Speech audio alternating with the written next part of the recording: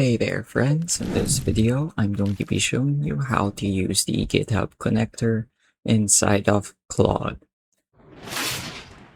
So the GitHub Connector is a really great tool, especially if you work with a lot of coding projects, because it lets you access your GitHub repositories through your Claude interface.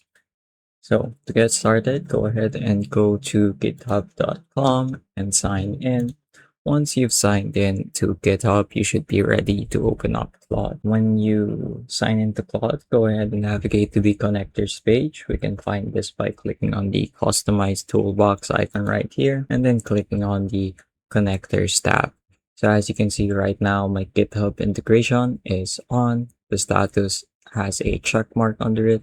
If you don't have this check mark, just click on the connect button like this one. And once you click on connect, it's going to ask you to authorize your GitHub access.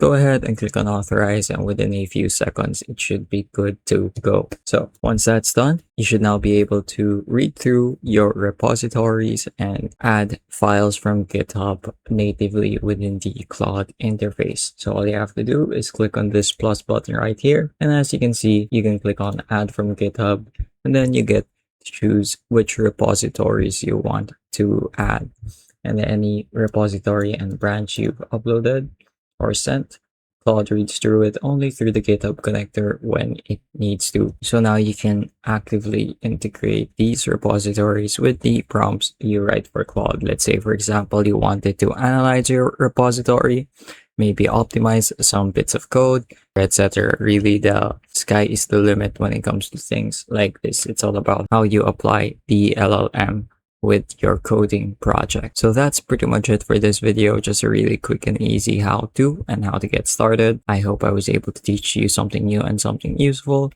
And as always, thank you for watching.